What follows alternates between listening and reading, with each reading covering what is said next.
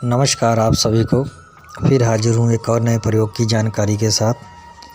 आज का जो प्रयोग है ये दैत्य, राक्षस, वीर या दुष्ट आत्माएं जो बड़ी बड़ी शक्तिशाली होती हैं, जो कम शक्तिशाली मंत्रों से बंध नहीं पाती या हट नहीं पाती हैं, तो उनको रोकने के लिए ये शब्द है कबीर जी का जंजीरा।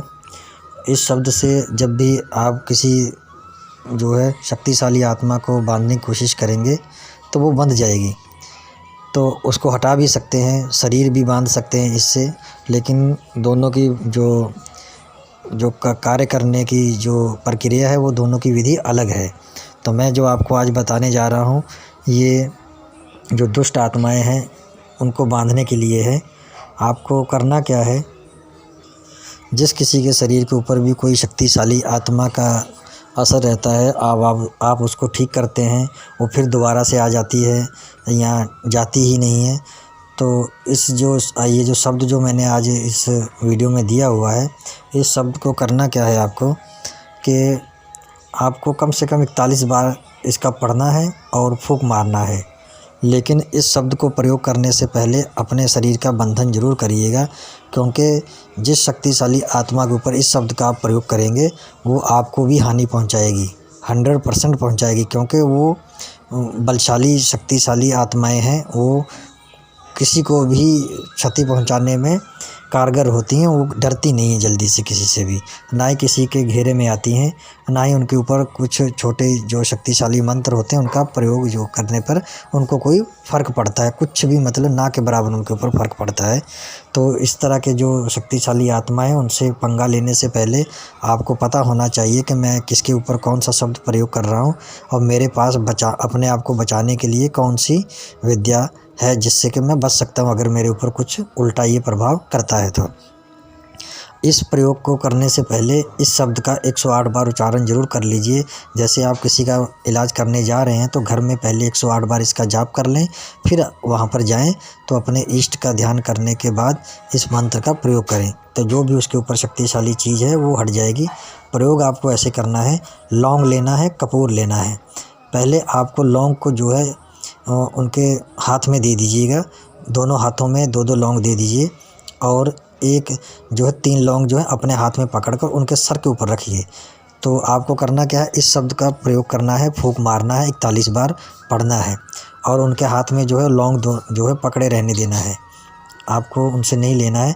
जब 41 बार हो जाता है तो आपको आपके हाथ में जो लौंग है उसको अलग रखिएगा, जो उनके हाथ में लौंग हैं उनको अलग रखिएगा। तो उतने जैसे 2-2 लौंग आपने दिए हैं तो 4 टुकड़े कपूर के रख के उस लौंग के ऊपर और उस कपूर के ऊपर आपको आग लगाना है। ठीक है, आप देखिएगा अगर वो लौंग जलते समय उछलता है, जैसे मतलब उछल के बाहर चला जाता है, तो समझ लीजिए उसको चोट लगी है, मतलब वो असर तो हुआ लेकिन पूरी तरह प्रभाव नहीं हुआ है। फिर क्या करना है, ये जलने के बाद जो आपके हाथ में लौंग थे उसको दोनों को इकट्ठा आपको आग लगाना है। अगर वो फिर उछलता है तो आपको यही प्रक्रिया फिर दोबारा करनी है उसी टाइम पर ही। जब लौंग उछलना बंद हो जाएगा तो समझ लीजिए आपका प्रयोग सफल हो गया है। तीसरा प्रयोग आपको क्या करना है कि नींबू लेना है। नींबू के ऊपर जो है आपको उसके माथे के ऊपर जैसे जहाँ पर तिलक लगाते हैं वहाँ पर नींबू आपको उनके छुआ के रखना है और इस मंत्र को जो है आपको 31 बार पढ़ते जाना है और फूंक मारते जाना है। आपको क्या करना है, उस नींबू का आधा टुकड़ा जो है उनके उल्टी दिशा में फेंक देना है, जैसे मतलब जैसे आगे से पीछे की तरफ फेंक देना काट कर, और दूसरे को आपको क्या करना है, जल में निचोड़कर उनको पीने को दे दीजिए उसी वक्त। फिर उनको पूछिएगा उनको स्वाद कैसा लगा। अगर उनको नींबू का स्वाद लगा है तो समझ लीजिए वो आत्मा जो है बंध गई है और हट गई है उनके ऊपर से। अगर उनको नींबू का स्वाद नहीं आता है तो समझ लीजिए अभी भी आपकी प्रक्रिया में कुछ कमी रह गई है, आपको ये प्रयोग दोबारा करना पड़ेगा। तो इस तरह से जो है वीर बांधने का ये जो प्रयोग है ये कार्य करता है। मैंने आपको विधि बता दी है।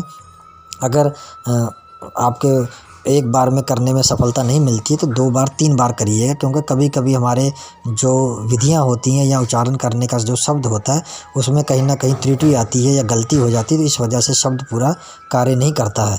तो मैं यही सलाह दूंगा, तो निराश मत होइए, शब्द में कोई भी कमी नहीं है, ना ही मैंने कुछ छिपाया है। विधि भी बिल्कुल सटीक बताई है। सिर्फ आपकी करने में कुछ ना कुछ गलती होती, तभी प्रयोग में सफलता नहीं मिल पाती है। तो एक बार की जगह 2 बार 3 बार करिएगा तो आपको सफलता ज़रूर मिलेगी। ईश्वर आपकी कामयाबी देगा और जो सामने वाला जो रोगी है वो भी आपके हाथों से अवश्य ठीक होगा। मेरी मनोकामना यही रहती है कि जो भी आप प्रयोग करें दूसरों को ठीक करने के लिए, जन कल्याण करने के लिए, वो आपके हाथों से जो है पूरा कार्य करे और आपका नाम हो, ईश्वर आपको शक्ति दें और आपके द्वारा जो है लोगों का कल्याण हो। बस यही आशा करता हूँ। फिर मिलूँगा एक और नए प्रयोग के साथ। तब तक के लिए नमस्कार।